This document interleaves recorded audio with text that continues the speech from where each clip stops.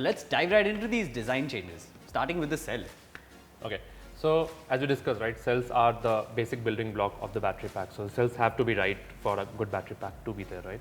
Now, what it means is AIS actually mandates that each cell that you use inside the battery pack has to comply with AIS 16893 Part 2 and Part 3.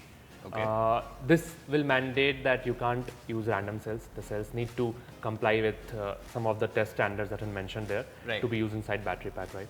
Okay. Now, when you go deeper into it, like there are majorly 5 important tests which will affect how the quality of cells that are used, right? Just go one by one into that, right? And starting with overcharge. Now, what overcharging test means is if you take a LFP cell, right, you go from 0 to 100% SOC by going from A to B voltage. Got it. Now, the highest voltage in LFP defined is 3.65. So you need to take the cell to 3.65 and then either double the charge, Okay. go to 200% charge, Got it. or double the voltage. Wow. So which is okay. 7.3 volt for a LFP cell. Right. So you need to like overcharge it, and at the end of it, cell should neither catch fire nor explode. Right. So Okay. this means a lot of protection on the cell itself. So that was the first. So that's on LFP, right? Like what happens to other cell chemistries for So the something standard is same for any chemistry. Yeah. You take an NMC cell. The highest voltage is 4.2. Okay. So either you go to 200% of the capacity, Right. keep charging it up to 200%, or go to 8.4 volt. What this means directionally for the industry is that it's going to be harder to use NMC cells. Okay. Right? India in specific is already betting heavy on LFP. Most categories today use LFP. We love LFP. Yes. But the reasons were different. It's mostly from a cost angle or from a life cycle angle or a thermal stability angle. What NMC has as an advantage is its energy density. So when you look at weight sensitive categories like two-wheeler, NMC is definitely a more The way to obvious go. choice. Yeah, the way to go. I wouldn't say the way to go, but it's a good choice. Got it. Right? But what NMC comes with a disadvantage is also its energy density, because you are packing in a lot more energy into a smaller cell, right? So when you try to crush it or overcharge it, the probability of it catching fire or exploding is far higher than in an LFP cell, right? I'm not saying all LFP cells will meet the safety regulations, but a much larger percentage of the LFP cells will easily pass these regulations, while it's going to be much harder for NMC cells to pass these regulations. Some of the regulations, I've personally never seen an NMC cell pass them. Okay.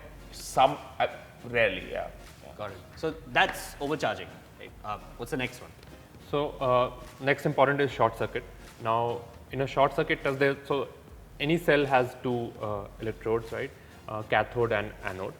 What a short circuit test does is it tries to simulate a real life condition where an actual short happens. So you put a milliohm resistor around the cell and try to simulate the real world condition. Earlier, the standards that were used to call for a very high resistance, which would actually mean, let's take a 3.2 ohm LFP cell, right? And if you take a much higher resistance, which was 80 milliohm, it will only draw 35-40 amps of current, which is like not a real short circuit. But now the standard calls for a 5 milliohm resistor.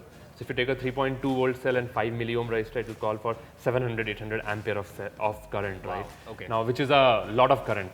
Now the cell should not explode, nor should it catch fire when this incident happens. So that's a very, making sure that cell is actually very robust. Got it. So like lesser resistance, more current.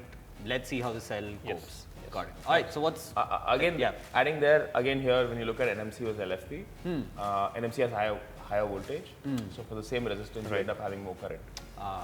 And like I said, LFP is slightly more thermally stable. So again, the probability of this happening, got it. Passing this again is higher for LFP. But NMC cells do pass this test. A lot of NMC cells pass this test. So I think if you find the right cell, it should. Got it. All right.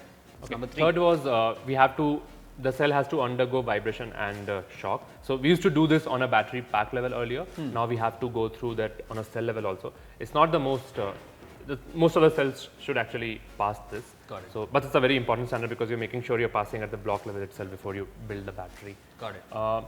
Fourth is the crush test. Now you have to apply a lot of pressure on the cell, and it should neither explode nor catch fire. Now this is a very real life situation, because if an accident happens and battery is exposed, your crush happens on the battery. Yeah. And making sure that that crush doesn't catch fire is a very, very important step. So, What's the fifth test? so the fifth is forced discharge. As we mentioned, in overcharging, we go from 0 to 100.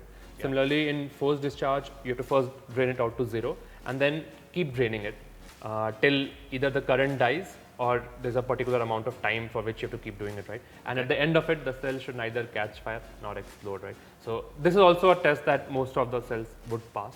But it's a very important test because this is actually simulating the real world condition where if things go bad and the battery has not been used for a long, long time, it keeps discharging. So it's a good test to add on. You've probably heard of a battery bricking concept, like, Okay. which is just the battery constantly keeps draining. Okay. In situations sometimes when it's not used. But the probability of cells failing this is fairly low. Got it. Most cells would pass this test. Got it. So I'm guessing that largely encompasses the major changes Yeah. from a cell point of view. Right. Awesome.